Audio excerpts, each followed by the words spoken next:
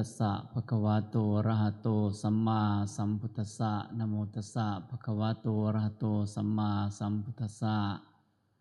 นะโมตัสสะภะคะวะโตอะระหะโตสัมมาสัมพุทธัสสะพุทธังธัมมังสังฆังนะมัสสามิอิโตปรังสักกจังธัมโมโสตโพตีติ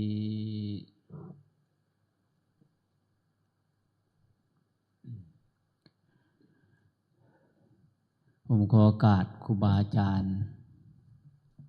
พระเทรานุเทระเพื่อนภิกษุสามเณรทุกรูปทุกองค์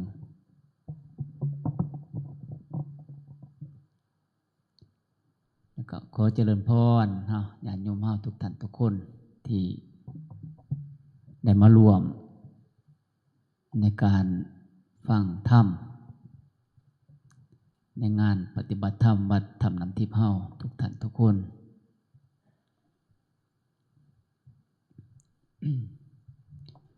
เดิมแล้วเนาะญาติโยมเฮาทุ่มกลัวมีคนทั้งใดแหน่มีแถวธรรมน้ำทิพย์เฮานี่บ่หรือคนทั้งอื่นก็มาคือกันที่นั่งอยู่ไหมที่นั่งฟังเทศน์อยู่เนี่ยทั้งอื่นก็มีทั้งบ้านพี่เมืองหนองเขาก็มาเนาะถือว่าเป็นงานปีที่33เนาะครูบาอาจารย์เพิ่นว่าปีที่33ครบรอบตั้งวัดปีที่33ถือว่าโดนเติบได้ญาติโยมเฮาโดนเติบอาตมาก็เคยมาพักนำครูบาอาจารย์เพิ่นแต่พูนเด็ดแต่อาตมาได้3พรรษานะก็30กว่าปี31ปีที่มาพักนำหลวงพ่อเพิ่น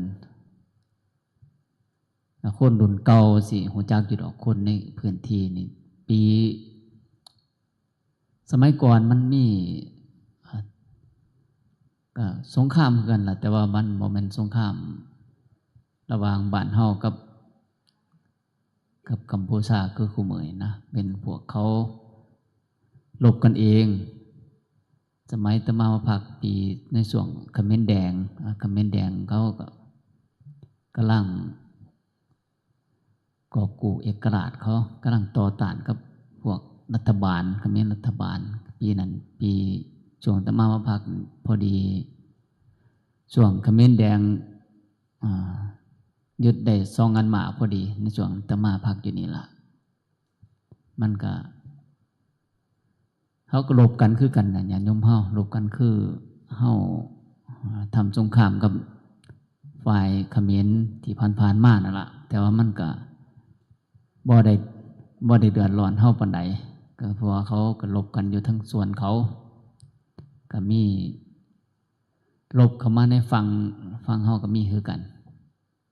แต่มาเนี่ยมาพักนำหลวงพ่อเพิ่นก็อยู่ผู้เดียวบิณฑบาตไกลได้ญาติโยมเฮาย่างแต่บ่แม่นอยู่นี่พูดอยู่ถ้ำบ่หลวงพ่อเพิ่นอยู่พุ่นล่ะย่างไปบิณฑบาตอำเภอย่างเด้แต่ก่อนบ่มีรถย่างไปก็ย่างกลับก็ใส่บาตรเต็มบาตรเด้ก็ไปฮอดอำเภอใส่บาตรเต็มบาตรบ่มีผู้รับย่างมาเขาเต็มบาตรมันผู้ใหญ่ๆสูงๆคือหลวงพ่อมันก็พอย่างอยู่ตะมาติมันย่างบ่ทันเพิ่นบัดนี้โอ้ยย่างให้มันทันเพิ่น9 บาทนึงตะมา2 ก้าวก็บ่ทันผู้เฒ่านะให้มันทันแต่คู่มื้อได้ญาติโยมเฮามาพักนำเพิ่นนี่2 เดือนกว่าหน้าแล้งบ่ได้เข้าพรรษาจนหลวงพ่อวัดประขอบนะว่าพวกนั้นมันสิอยู่พุ่นเลยบ่นอพุ่นนะบอกมันลงมาซะก่อนพุ่นนะ พิ่นว่ามันพวกตมาสิจำพรรษาหลวงพ่อมันอยู่มากขึ้นมา2 องค์บ่อยู่เฮ็ดห้องน้ำซอยหลวงพ่อเพิ่นจนแล้วนะย่างโอ้มันก็ได้อดทนเด้ผมไม่ออกเฮาเนี่ยอดทนกลับมาแต่ละมื้อนี่ต้องส่งน้ำซะก่อนเหือมแตกบ่ซั่นบ่เป็นตาอยู่ส่งสันเขาบ่ได้เพิ่นก็ครูบาอาจารย์เพิ่นก็อยู่มาด้วยความอดทนนะด้วยความอดทนจนเป็นวัดเป็นว่าเป็นที่เพิงของญาติโยมคือกูมื้อนี้แต่ก่อนมันหักบ่ได้คิดว่ามันสิเป็นแต่มาก็บ่คิดว่ามันสิเป็นบ้านเป็นเมืองมาเด้มันบ่มีขู่มีคนหยังคนแถวไห้นี่ก็บ่มีเด้พูนไปอยู่ในอำเภอเบิดเขาย่านเขมรย่านเขมรพอเขมรมาปลดงัวปลดหยังเขาแถวหน้าวัดนี่เขาย่างจนเป็นทางแม่ว่าเขาพวกกองทัพเขาย่างจนเป็นทางลงมาก็เขาลบกันเสียงระเบิดตุ่มต่ำแล้วสมัยแต่เก่านะแต่ว่าก็เป็นอดีตไปแล้วคู่มือเนี่ยบ้านเฮาก็ถือว่าเป็นบ้านเป็นเมืองขึ้นมาวัดครูบาอาจารย์ก็เป็นวัดเป็นว่าขึ้นมาเป็นที่พึ่งพาอาศัยของญาติโยมเฮาถือว่าพอออกไม่ออกเข้ากับสิ่งที่มาเฮ็ดเนี่ยเพิ่นว่าเป็นสิ่งที่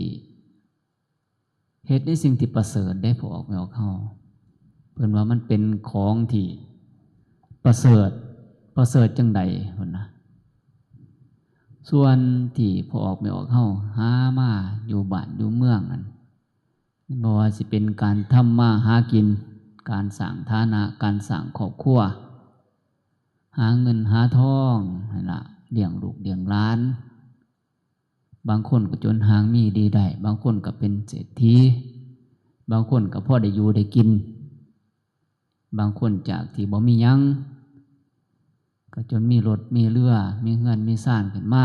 มีดินมีดอนขึ้นมาเฮาก็เอาเต็มทีล่ะพอไม่ออกเฮาหาเต็มทีเบิดเหงื่อเบิดแห้งเบิดกำลังสติเบิดกำลังความสามารถเฮาก็เอาเต็มทีแต่บ้านนี่สิ่งที่เฮาเฮ็ดนั่นล่ะพระพุทธเจ้าเพิ่นว่าเพิ่นก็บ่ได้เว้าคือเฮาได้เพิ่นว่าสิ่งที่เฮาหาไว้สิ่งที่เฮาหามานั่นเพิ่นว่าเฮาหาเพื่อเป็นสิ่งอาศัยได้เพิ่นว่าอาศัยหยังคันแม่นเฮือนก็อาศัยอยู่เวลาฟ้าตกฝนลงมาแล้วบ่ให้ฝนเปียกเฮาบ่ให้แดดถึกเฮา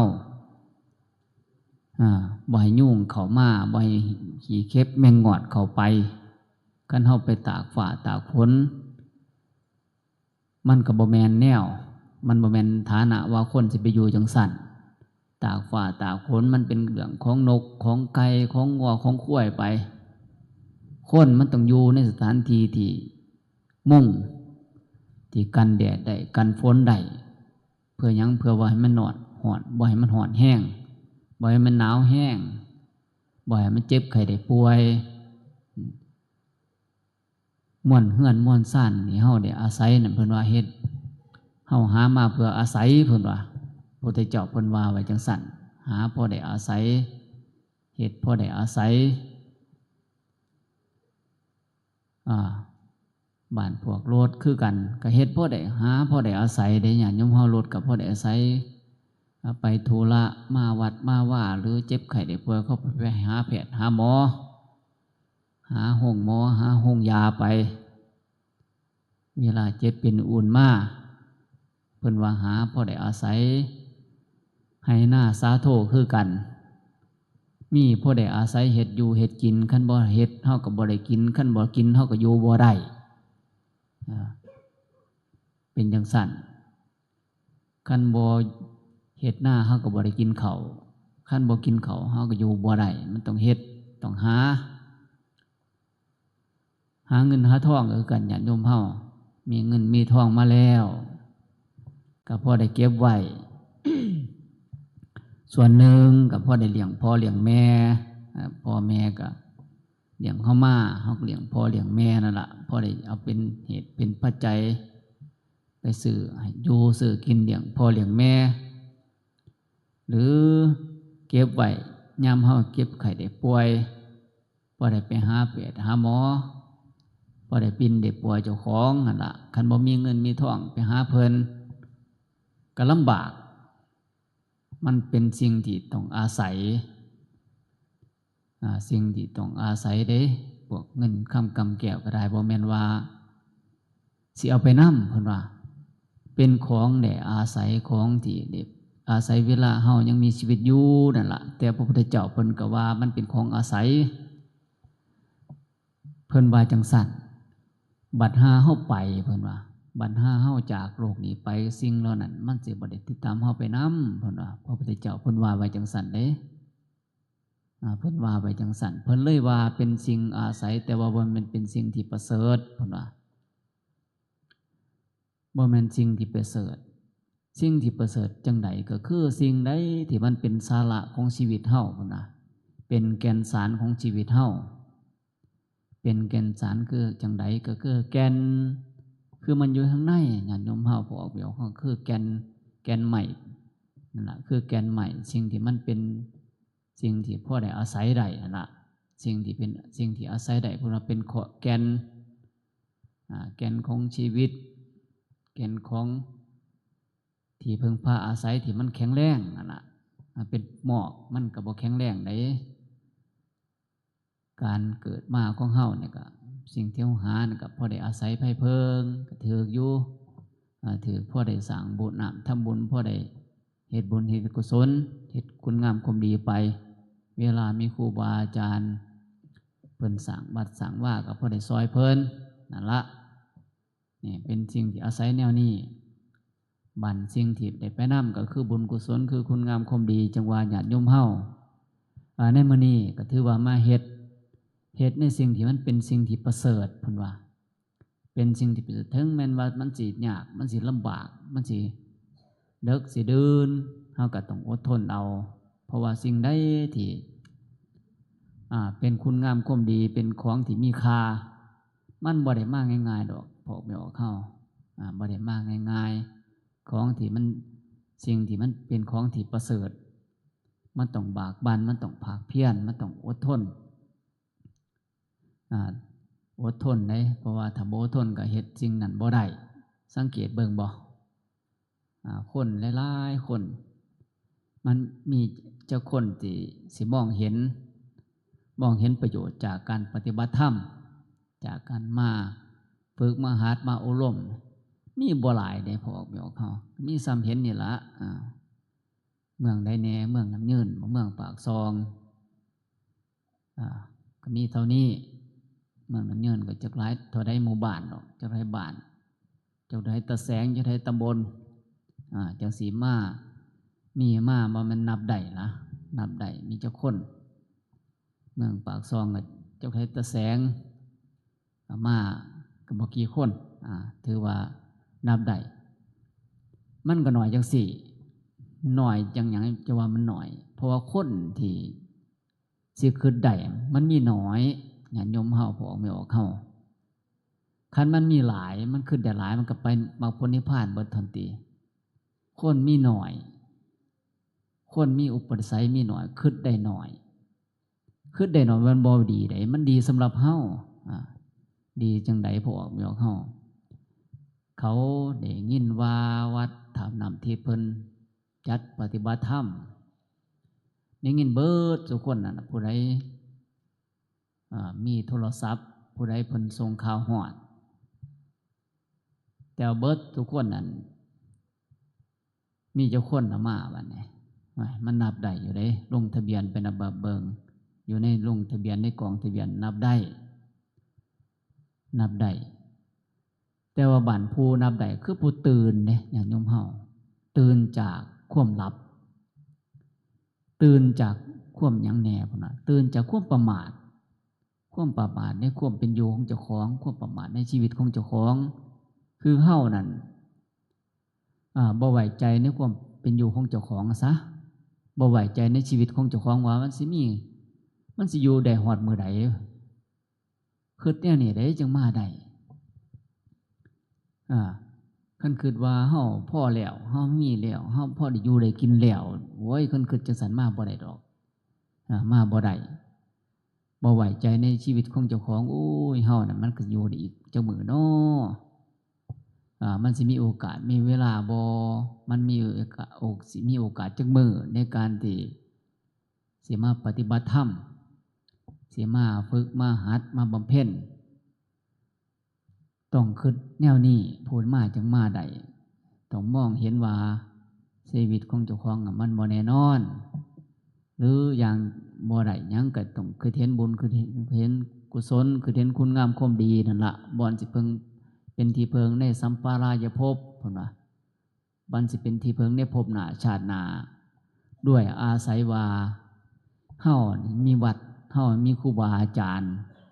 เพิ่นว่ากัลยาณมิตรกัลยาณมิตรก็คือผู้มิตรผู้แนะนำประโยชน์นั่นล่ะญาติโยมเฮาผู้แนะนำประโยชน์โดยที่ว่าเฮานั้นเป็นผู้ที่อินทรีย์บารมีก็บ่ทันแก่กล้ายังต้องอาศัยครูบาอาจารย์ต้องอาศัยผู้แนะนำต้องอาศัยผู้ชี้แนะเฮาคิดเบิงแค่มีครูบาอาจารย์เฮาก็มีกำลังใจแล้วเด้มีกำลังใจแล้วในการสิมาถือศีลมาปฏิบัติธรรมมีเพิ่นมีครูบาอาจารย์มามีเพิ่นแนะนำมีเพิ่นสั่งสอนซ้ำนี้เฮาก็มีกำลังใจส่วนหนึ่งมันเนี่ยส่วนที่มันเลิกเข้าไปกว่านั้นอีกเพื่อเอิ้นว่าอุปนิสัยพอแม่ว่าเฮาอุปนิสัย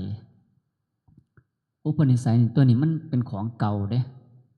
เป็นของที่พวกแม่ว่าเฮาเคยฝึกมาเคยบำเพ็ญมาแต่ในอดีตเคยบำเพ็ญมาแต่ในภพก่อนชาติก่อนพูนผู้อื่นเขาได้ยินว่าสิปฏิบัติธรรมเขายังบ่มาเด้แต่พวกเฮานี่มาพอไม่ออกนี่มันมาย้อนหยังมาย้อนบุญเก่าพลาเก่าบารมีเก่านั่นล่ะพอได้ฟังแล้วคือจากมาเกิดความตื่นขึ้นมาเกิดขึ้นท่วมตื่นจากความลับไหลถ้าบ่มีม่วนนี้นี่ถ้าบ่มีอุปนิสัยเก่าพอออกนี่ไม่ออกบ่ได้มาได้ก็คือผู้คนหลายๆคนที่เขาได้ยินได้ฟังนั่นล่ะเขาหูว่าปฏิบัติธรรมเขาก็ยังบ่มาเขาคิดบ่ได้ถ้าเฮาคิดบ่ได้เฮาบ่ได้มาบัดนี้ในเมื่อมันบ่ได้มาแล้วบัดนี้พอออกไม่ออกเฮามันสิได้ฝึกบ่มันสิได้ถือศีลบ่มันสิได้เดินจงกรมได้นั่งสมาธิได้บ่เป็นภาวนาบ่แล้วผู้บ่ได้มาก็คือผู้นอนอยู่เฮือนผู้นอนอยู่เฮือนสิได้ปฏิบัติธรรมบ่ก็บ่ได้ปฏิบัติธรรมอีกบัดนี้ม่วนนี่ล่ะมันเป็นที่มันเป็นเพหนาภาคภูมิใจนากราบนาไหว้นาสักการะบูชาบารมีเก่าของเจ้าของก็คือจังสีเฮามีกำลังใจหลายเลยพอออกแมวเฮาคือว่าเฮาเป็นผู้มีบารมีเก่าเนี่ยมีกำลังใจหลายเด้จากคนที่บ่มีกำลังใจในการสร้างคุณงามความดีคิดได้ขึ้นมาทันทีโอ้ยบุญเก่าเฮามีตัวนี่บารมีเก่าเฮานี่มีตัวนี่ถ้าบารมีเก่าเฮามีเฮาก็คิดบ่ได้คันเฮาคิดบ่ได้นี่เฮาก็มาบ่ได้บัดนี้มาบ่ได้บารมีเฮามันก็ขาดเด้ญาติโยมเฮาขาดไปอีกเหมือนขาดไปอีกปีนึงพุ่นล่ะขาดไปอีกปีนึงปีหน้าก็ขาดอีกปีต่อไปก็ขาดอีกเพิ่นโดนบ่ได้บัดนี้ห่วยเพิ่นว่าเฮาเนี่ยมันสิเพิดเพลินอยู่หรือปฏิบัติธรรมอยู่ก็สร้างเพิ่นว่าเจ้าสิเพิดเพลินหรือเจ้าสิห่างมีดีใดเจ้าสิมวลน้ำทรัพย์สินสมบัติมวลน้ำข้าวของเงินทองอยู่ก็สร้างเพิ่นว่าแต่ว่าเพิ่นว่าพระพุทธเจ้าว่าความเฒ่าความแก่ความเจ็บความตายนั้นบ่เคยลืมเฮาเลยเพิ่นว่าจังซั่นเด้มันนำเบิดติดตามเบิดทุกท่านทุกคนแม่นเจ้าสิเพิดเพลินหรือบ่เพิดเพลินก็สร้างเพิ่นว่าเจ้าสิปฏิบัติธรรมหรือบ่ปฏิบัติธรรมก็ตามเท่านั้นเจ้าสิมาจำศีลหรือบ่มากก็สร้างเท่านั้นจากปีนี้เป็นปีหน้าจากปีหน้าเป็นปีต่อไป ไปมากๆก็ห่วยมันหล่มหมอนนอนเสือแล้วก็จังคิดมันท่านหยังบ่ล่ะญาติโยมมันบ่มีประโยชน์หยังจังว่าอาตมาก็เคยได้ยินโอ้ยเพิ่นว่าป่วยคนโซ่คนป่วยเป็นโรคมะเร็งว่าสิไปจำศีลก็บ่ได้ไปจ้อยเพิ่นเนาะบ่ได้ไปแล้วญาติโยมเฮาสิไปยังอายุเขาว่างเขาเกือบ70แล้วยังบ่ได้มาสิมาตอนใดเสีย80มันบ่ฮอดติล่ะมันโซ่ก่อนว่าสิไปจำศีลก็บ่ได้ไปจ้อยว่าซั่นป่วยก่อนห้วยมันก็ป่วยนั่นแหละมันสิท่าเจ้าอยู่ตัวอายุเกือบสิ70แล้วมันบ่ท่าเด้ญาติโยมเฮาคันคนคิดบ่ทันคิดบ่ได้มันเฮ็ดบ่ทันเด้ก็อนุโมทนานำพ่อแม่เฮาสำหรับผู้ที่คิดได้ผู้ที่ตั้งใจได้ก็ขอบุญกุศลม่วนญาติโยมเฮานี่ที่ได้มาบำเพ็ญภาวนาเนี่ยก็ให้มันเป็นเด้อให้มันเป็นเหตุเป็นปัจจัยเป็นเหตุเป็นปัจจัยเป็นอุปนิสัยให้มันเป็นเหตุเป็นปัจจัยต่ออุปนิสัยเป็นอุปนิสัยต่อมรรคผลนิพพานผลละเพราะว่าพอแม่บอกเฮานี่การออกมานี่ถือว่าเป็นการเสียสละ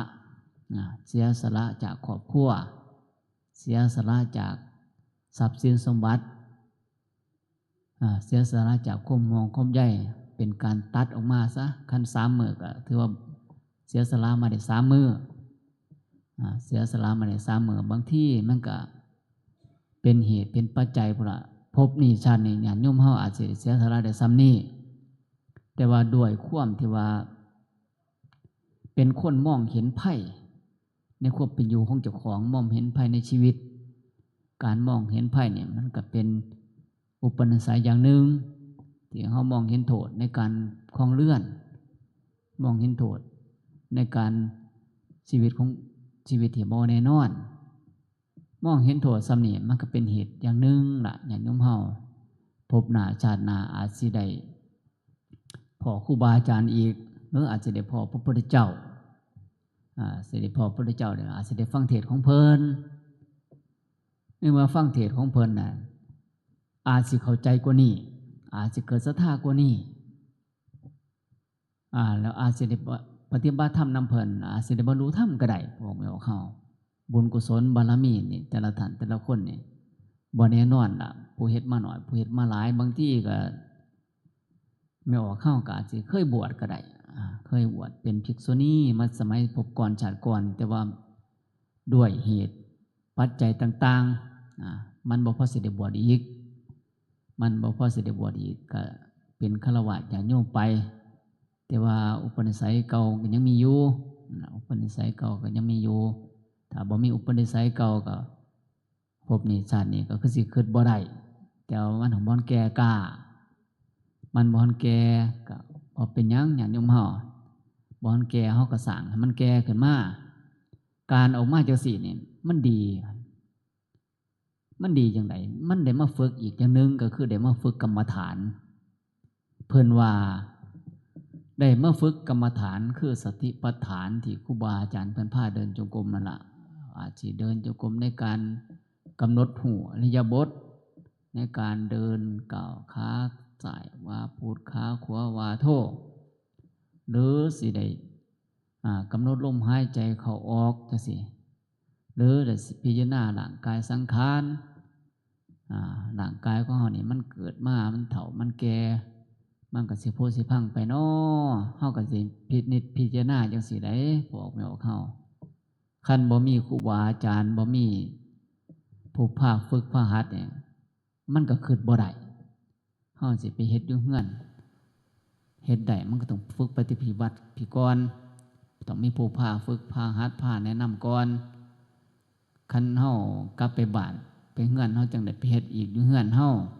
แต่ว่าที่แน่ๆก็คือผู้บ่เคยเฮ็ดต้องมาฝึกอยู่วัดมีครูบาอาจารย์เพิ่นแนะนำสั่งสอนพาฝึกพาหัดการเฮ็ดจังซี่ล่ะเพิ่นว่ามันเฮ็ดน้อยๆมันก็ได้อุปนิสัยหลายๆเด้เฮ็ดน้อยๆก็ได้อุปนิสัยหลายการเดินจงกรมการนั่งสมาธิการพินิจพิจารณาร่างกายของเฮานี่ โอ้ยมันสิอยู่ได้จังมื้อน้อห่วยคิดจังสี่เขาคิดบ่ได้เด้พวกเขาคิดบ่ได้เด้อยู่บ้านอยู่เฮือนมันบ่มีผู้คิดเด้มันคิดเฮ็ดจังไดว่ามันสิมันสิสวยกว่าเก่ามันสิงามกว่าเก่ามันสิกูกว่าเก่าพุ่นเด้คือจะได้มันบ่มันหนังมันเหี่ยวหนามันเหี่ยวเฮ็ดจะได้มันสิตึงเฮ็ดจะได้มันสิมีสีมีหวานมันคิดไปพุ่นใดเขาคิดจังสันแต่ว่าเฮาบ่คิดแนวนั้นบัดเฮามาคิดไปทางพระพุทธเจ้าเพิ่นสอนคิดหาความจริงที่มันเกิดขึ้นคิดมันเห็นความจริงที่มันเป็นอยู่คิดมันเห็นความจริงที่มันเป็นไปมันตอนนี้มันบ่อนเฒ่ามันก็สิเฒ่าตอนนี้มันบ่อนเจ็บมันก็สิเจ็บในเมื่อมันเฒ่าแล้วมันเจ็บแล้วมันสิบ่อนตายมันสิตายตัวนี่ตอนนี้มันบ่อนตายเฮาสิเฮ็ดจังได๋เนาะกับสิ่งที่สิตายแล้วนี่เพราะซั่นมันสิได้ขึ้นได้ของที่มันสิตายในเบื้องหน้าอยู่นี่เฮาสิเฮ็ดจังได๋กับมันสิได้ขึ้นแนวนี้เด้ญาติโยมเฮาสิบริหารจังได๋กับของที่มันสิตายอยู่ให้เฮาเบื้องหน้านี่เฮ็ดจังได๋เฮาสิเอาประโยชน์จากมันได้มันสิขึ้นไปปองนี่เด้มันสิมีการพินิจพิจารณาม่วนเฮ็ดมาน่ะก็คือว่าน่ะเฮ็ดพอได้อาศัยแต่ว่าม่วนสิไปข้างหน้าเนี่ยมันสิเป็นของเฮาได้บัดนี่คันเฮาขึ้นได้การมาปฏิบัติธรรมการมาจำศีลการมาบำเพ็ญภาวนาเนี่ยม่วนนี่ล่ะมันสิเอาไปนำบัดนี้ม่วนสิได้ไปนำม่วนเฮ็ดมาน่ะคือสิได้อาศัยเพิ่งพาอาศัยในการดำรงชีวิตนั่นละได้เลี้ยงเจ้าของเลี้ยงลูกเลี้ยงเต่าเลี้ยงพ่อเลี้ยงแม่ได้อุปถัมภ์ประถาครูบาอาจารย์ได้ซอยครูบาอาจารย์ได้ซอยสร้างวัดสร้างว่าม่วนนั้นก็เป็นอีกส่วนนั้นแต่ว่าเฮาหูจักแล้วว่าของที่เฮาอาศัยอยู่นี่โตเฮาเองนี่ล่ะมันมีอายุของมันมีอายุจังได๋คือเฮามันมีเวลาของมันอยู่เฮาสิใส่มันได้ชัวที่ว่าเฮาบังคับมันได้เท่านั้นเด้บัดนี้เฮาฮู้จักว่าโอ้ของหมดนี่ของเฮาอยู่อาศัยมันนี่มันมีอายุของมันเด้เฮ็ดจังได๋น้อสิเอาประโยชน์มันจากมันได้หลายมันสิคิดไปปองนี้คิดได้ไปปองนี่ล่ะบัดนี้เอามันมาจำศีลแล้วนี่เดี๋ยวเอาประโยชน์ของมันแล้วนี่คือไปประโยชน์ในภพหน้าชาติหน้าเด้เอามาจำศีลนี่กันแม่นแล้วเอามาปฏิบัติธรรมนี่ก็แม่นแล้วเอามาบำเพ็ญภาวนานี่ก็แม่นแล้วม่วนนี่แหละญาติโยมเฮามันสิได้เอาไปมันเฮ็ดเดี๋ยวสิเป็นเหตุเป็นปัจจัยเป็นอุปสรรคในภพต่อไปนี่เพิ่นว่ามาพิจารณาเดี๋ยวมาพิจารณาม่วนนี้โอ้ยต่อไปตอนนี้เฮาก็บ่อนเฒ่าแห้งหรือผู้เฒ่าแห้งมันก็สิต่อไปมันก็สิเจ็บต่อไปมันก็สิป่วยต่อไปมันก็ล้มสิตายเนาะมันก็เป็นจังสี่จักเสียจังใดหาแนววิธีใดสิมันจังสิเอาประโยชน์จากมันได้หลายมันพิจารณาอยู่จังซี่ล่ะญาติโยมเฮาพิจารณาไปเรื่อยๆไต่ตองไปเรื่อยไขก้วนไปเรื่อยๆขั้นผู้เพิ่นบัดนี้ผู้เพิ่นอินทรีย์แก่กล้าขืนบ่ทั้งผลพิสิแก่กล้าขึ้นได้บัดนี้เพิ่นพิจารณาคือครูบาอาจารย์พิจารณาจังซี่ล่ะจิตใจของเพิ่นมันก็สิเห็นมันเห็นตามความเป็นจริงของมันเห็นตามความเป็นจริงเพิ่นก็สิความรู้สึกของเพิ่นก็สิถอนออกจากร่างกายของเพิ่นเพิ่นก็สิเห็นว่ามันเป็นจังซี่เด้มันเป็นจังซี่ของมันจิตใจของเพิ่นเป็นอิสระซะว่าง่ายจิตใจของเพิ่นเป็นอิสระสิ่งที่ร่างกายของเพิ่นมันก็สิมองอีกอย่างนึงก็คือเห็นมามันเป็นธาตุตามธรรมชาติสิ่งที่เกิดขึ้นแล้วตั้งอยู่แล้วก็เสื่อมสลายไปโตเพิ่นก็เป็นผู้เบิ่งนั่นล่ะก็สิเป็นลักษณะนี้ล่ะครูบาอาจารย์เพิ่นก็บอกจังซั่นครูบาอาจารย์เพิ่นสอนจังซั่นเฮาเนี่ยก็ให้พิจารณาแล้วโตเฮามันเที่ยงบ่น้อร่างกายมันเที่ยงบ่น้อมันบ่เที่ยงตัวนี่มันจังเฒ่าจังแก่มาแต่ตะกี้คือจังเฮาบ่เฒ่าปานนี้ว่าซั่นเพิ่นว่ามันเป็น3อย่างพระพุทธเจ้าเพิ่นว่าก็คือ1ความบ่เที่ยง2ความเป็นทุกข์3 ความอนัตตาหรือความบ่เป็นตัวตนพุ่นล่ะให้เฮาพิจารณานี่ล่ะเดินจงกรมก็ได้ตอนนั่งสมาธิก็ได้ตัวนี้มันก็ต้องอาจสิใส่เนี่ยใส่พิจารณาไปนำมันเป็นอุปนิสัยเด้ญาติโยมเฮาบางคนนี่เฮาคนบางคนมาอยู่ในสถานที่ที่มันเงียบๆจังซี่คันน้อมมาสิ่งใดที่มันเฮาคิดเบิ่งน้อมมาใส่เจ้าของว่าร่างกายของเฮามันบ่เที่ยงแท้แน่นอนตัวมันจังเฒ่าจังแก่คันมันคิดน้อมเข้ามาแล้วมันเกิดความสลดสังเวชเกิดความใจอ่อนซะใจมันน้อมไปใจมันน้อมไปนี่แสดงว่าเขาถือมีอุปนิสัยแนวนั้นมามันเฒ่ามันแก่มันบ่เที่ยงตัวนี่ต่อไปมันสิตายเด้มันเห็นตามความมันเห็นนำความคิดของเฮาเห็นนำสิ่งที่เฮาน้อมไปเนี่ยเพิ่นว่าอุปนิสัยเฮาเคยบำเพ็ญมาล่ะแต่ในภพนี้ในอดีตชาติหรือบางคนพิจารณาเรื่องความทุกข์ว่าซั่นความทุกข์นี่ความทุกข์มีอย่างแน่กับความทุกข์กับการเจ็บไข้ได้ป่วยนั่นแหละการหิวข้าวหิวน้ำการเจ็บไข้ได้ป่วยการเจ็บเป็นอุ่นต่างๆนั่นมันเกิดว่ามันความทุกข์เกิดขึ้นกับร่างกายเกิดมากก็ต้องมีการเจ็บไข้ได้ป่วยเป็นโรคอย่างแน่เป็นโรคเบาหวานแน่เป็นโรคความดันแน่เป็นโรคท้องแน่โรคมะเร็งแน่แล้วโรคหลายๆอย่างคนเป็นโรคมันมีความถูกได้ญาติโยมเฮาพอไม่ออกเฮาพิจารณาบางคนพิจารณาความถูกจังซี่จิตใจในเมื่อมันจิตใจมันยอมรับมันก็เกิดความสงบได้คือกันเกิดความสงบได้บางคนก็พิจารณาในเรื่องของความบ่แม่นตัวตนเด้จังว่าบ่เรื่องความทุกข์เนาะมีไม่ออกผู้นึงเพิ่นคนม่อนคนม่อนมาแต่พม่าพุ่นล่ะคนมอญฟังพุ่นซะเพิ่นมารับจ้างอยู่บ้านเฮามารับจ้างอยู่ประเทศเฮาเนี่ยล่ะประเทศไทยเฮาเนี่ยมาได้ผัวก็บ่ได้มากดอกเพราะมันเราเป็นคนต่างประเทศมาก็ถือเขากลมเฮงนั่นล่ะเขาเอาเราเป็นเมียเราบ่อยากเป็นดอกแต่ว่าด้วยความที่ว่าเราบ่มีความสามารถไปสู่เขาได้เพราะเราเป็นคนบ้านเฮาเป็นคนประเทศนี้ซะโดยความทุกข์ความยากความลำบากในการมาเป็นคนรับจ้างเขานั่นล่ะญาติโยมเฮามันพิจารณาบ่อยๆมันคิดหลายนะมันคิดแล้วคิดอีกคิดแล้วคิดอีกแล้วมันมีอุปนิสัยเด้อุปนิสัยเรื่องการบำเพ็ญเรื่องความทุกข์นี่ล่ะความทุกข์ในการดำรงชีวิตความทุกข์ในการเกิดมาแต่จะเกิดมาเนี่ยก็หนีจากบ้านจากเมืองย้อนว่าเป็นแม่ยิ่งอีกต่างหากนี้จากบ้านจากเมืองมารับจ้างรับทำการทำงานกันยังมาถือเขาข่มเหงอีกความทุกข์นี่มันหลายแต่เนาะเราว่าขึ้นไปขึ้นมามันขึ้นถูกเขาหยาดพ่อแม่ของเขามันถิ่มใจแล้วมันถิ่มมันเนี่ยเกิดความสงบในความสงบย้อนเด้นี่มันบอกเพิ่นมีอุปนิสัยดอกอุปนิสัยเพิ่นเรื่องคือเรื่องความทุกข์นะใจมันถิ่มมันเกิดความสงบพอดีแล้วก็ไปมาแล้วก็เด็บป๋ากันกับผัวเรานั่นล่ะจะเป็นเราป๋าผัวมันผัวเราป๋าเราแต่มากับบ่หูคักปานนั้นโหแต่ว่าเราเดี๋ยวเลยมาได้บวช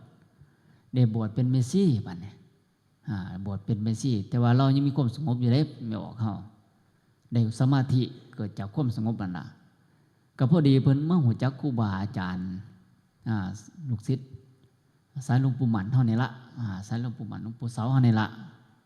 เพิ่นครูบาอาจารย์รูปนั้นเพิ่นเป็นลูกศิษย์หลวงปู่ดุลหลวงปู่ดุลก็เป็นลูกศิษย์หลวงปู่หมัน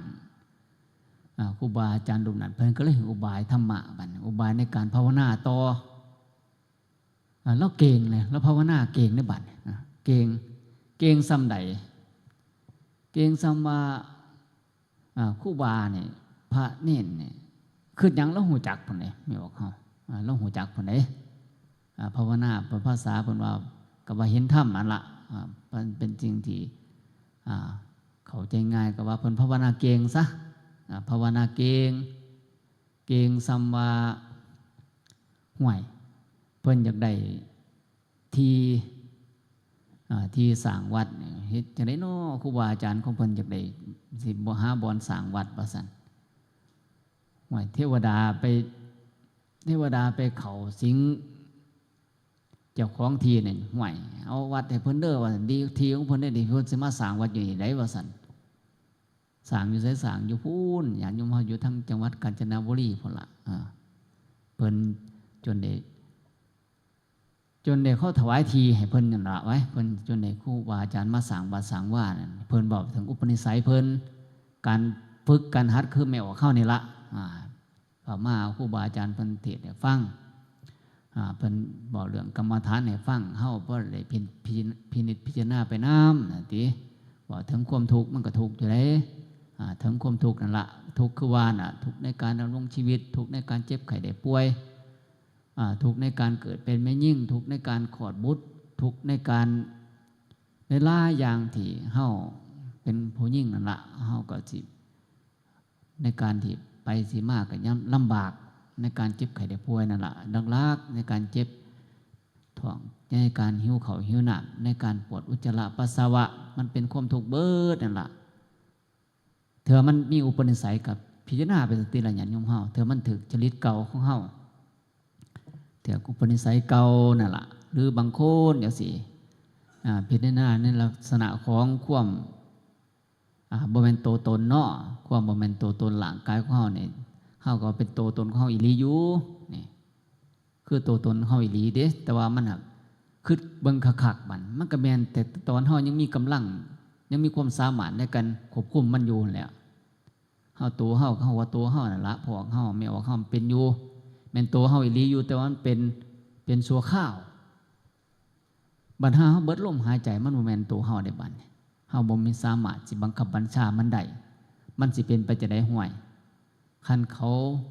เอาไปเผามันก็เป็นขี้เถ้าแล้วญาติโยมเฮาคันเขาบ่เผาเอาไปฝังมันก็เป็นขี้ดินเปื่อยไปเปื่อยพี่หน้าเบิ่งมันยังเปื่อยก่อนคันว่าตัวเฮาอีหลีนั่นคันเบิดลมหายใจแต่เพิ่นว่าลมหายใจนี่เบิดก่อนเด้คนตายเนี่ยมันยังเบิดก่อนเพิ่นว่าลมหายใจเนี่ยเศร้าหายใจก่อนเพิ่นว่าแต่ว่าโตนี่ยังอุ่นอยู่เด้โตยังอุ่นอยู่แต่ว่าลมเบิดแล้วเพิ่นว่าธาตุลมมันเบิดก่อนเพิ่นว่าธาตุลมมันหยุดก่อนโตยังอุ่นอยู่ไปมาบัดนี้บ่ข้าวเขาเย็นข้นแข็งเพิ่นน่ะโตเย็นเพราะถาดไฟมันไปแล้วพ่นนะถาดไฟไปแล้วคันแม่นเอาถิ่มใบเบิ้งอย่าโยมเฮาบันถิ่มใบเบิ้งบัดนี้ไปมากก็อืดขึ้นยืงขึ้นพองขึ้นแตกบัดนี้แตกน้ำพวกน้ำเหลืองน้ำเลือดน้ำนี่ไหลออกทีละบัดไหลออกพี่หน้าเบิ่งแม่นบ่มันแม่นผู้ความพระพุทธเจ้าเพิ่นว่าบ่ไหลออกบัดนี้น้ำไหลออกเบิดบัดนี้มันคือกับเฮาตากปูตากปลาเนี่ยญาติโยมเฮาคือตากเขียดนั่นล่ะแห้งบัดนี้ถาดน้ำมันไหลออกเบิดเฮ้ยหนีเบิดมันแห้งเรือหยังเรือถาดินไปมาบัดนี้คันมันถือฝ่าถือฝนคันมันไม่แห้งคือกบคือเขียดมันกับเปื่อยกับผุกับพังกับก้อนไปแล้วบัดนี้โดนบ่ได้ห่วยคนเฮานี่ก็เบิ่งกระดูกงัวกระดูกข้วยล่ะญาติโยมเฮามันก็ค่อยผุไปพังไปก่อนไปมากกับเปื่อยไปเบิดเปื่อยเบิดกลายเป็นหยังกลายเป็นดินบัดนี้ถาดลมก็หนีไปถาดไฟก็หายไปถาดน้ำก็เฮ้ยไปถาดดินก็เปื่อยไปจากคนเฮานั่งโจโคนี่ก็เปื่อยไปเบิดนี่เพิ่นว่าคันเฮาพิจารณาจังซี่เพิ่นว่ามันบ่แม่นตัวตนอันถาวรเพิ่นว่ามันเป็นลักษณะของที่ว่าบ่แม่นโตตนอันถาวรพิจารณาเบิ่งแม่นบ่ไม่ออกพอกเฮามันเป็นจังซั่นบ่คันเผาก็เป็นขี้เถ้าไปคันฝังก็เปื่อยเป็นดินไปเฮาพิจารณาจังซี่นี่โอ้มันเป็นอุปนิสัยเด้เป็นอุปนิสัยในอนาคตของผู้ละอนาคตของภพต่อๆไปการได้มาบวชได้มาจำศีลได้มาปฏิบัติธรรมมั่นได้การพิจารณาแนวนี้ได้พิจารณาจากซี่บัดนี้การพิจารณาจากซี่ล่ะญาติโยมพ่อแม่เข้านี่ห่วยเป็นบุญเก่าเป็นบารมีเก่าอย่างว่าค คนเฮาแต่ละคู่แต่ละคนเฮาบ่ฮู้จักว่าเฮาฝึกมาแนวใดแน่ได้บำเพ็ญมาได้แน่แนวใดแน่แต่ว่าที่แน่ๆก็คือบุญเก่ามีแล้วล่ะบารมีเก่ามีแล้วล่ะที่ญาติโยมเฮาจังมีความสามารถในการมาปฏิบัติธรรมในการที่ว่าเสียสละครอบครัวมานั่งสมาธิมาบำเพ็ญภาวนานี่ถือว่าเป็นอุปนิสัยเก่าวาสนาเก่าจังหวะมานี่ตมาก็เลยมาร่วมกับให้กำลังใจญาติโยมเฮาในการที่บำเพ็ญภาวนาถึงแม้นว่ามันสิยากมันสิลำบากมันสิทุกข์มันสิยากมันสิลำบากมันสิอดตารับคับตานอนมันสิฟื้นนี่จากบ้านจากเฮือนมาก็ถือว่าให้เฮานั่นมาก่อนที่เขาบ่สิเอาเฮามาเฮามาก่อนแล้วเฮาเอาร่างกายที่เฮายังมีความสามารถในการบอกมันได้ในการพามันฝึกได้ในการบังคับมันเฮ็ดในสิ่งที่เป็นบารมีของเฮาเป็นบุญเป็นกุศลเป็นคุณงามความดีเพื่อหยังเพื่อสิ่งเหล่านี้ติดตามเฮาไปในสัมปรายภพญาติโยมเฮาม่วนเฮาหามาเป็นเฮือนเป็นซ่านเป็นเขาเป็นของเฮาก็ได้เพิ่งพาอาศัยแต่ว่าส่วนนี้เป็นอุปนิสัยเป็นเหตุเป็นปัจจัยไปนำสัมปรายภพญาติโยมเฮาก็ถือว่าสิ่งที่บำเพ็ญนี่ถือว่าเป็นสิ่งที่เฮ็ดได้ยากคนทั้งหลายเฮ็ดได้ยากแต่ว่าเฮาเฮ็ดได้ก็ย้อนบุญคันบ่เป็นบารมีเก่าเฮาสิเป็นหยังเป็นอุปนิสัยเก่าของเฮาจังว่ามื้อนี้เด้อตมาในนามของครูบาอาจารย์พระเจ้าประสงค์ได้มาร่วมในการงานปฏิบัติธรรมของวัดถ้ำน้ำทิศครูบาอาจารย์เพิ่นก็ให้โอกาสขึ้นมาพบปะญาติโยมเพื่อให้ความรู้ความเห็นก็บ่มีสิ่งอื่นประการใดขออ้างเอาคุณงามความดีบุญญาบารมีที่ญาติโยมเฮาได้บำเพ็ญแล้วได้ฝึกแล้วได้หัดแล้วขอให้บุญกุศลส่วนนี้ที่ญาติโยมเฮาได้ฝึกได้หัดแล้วจงเป็นเหตุเป็นปัจจัยเป็นเสบียงเป็นสัมภาระธรรม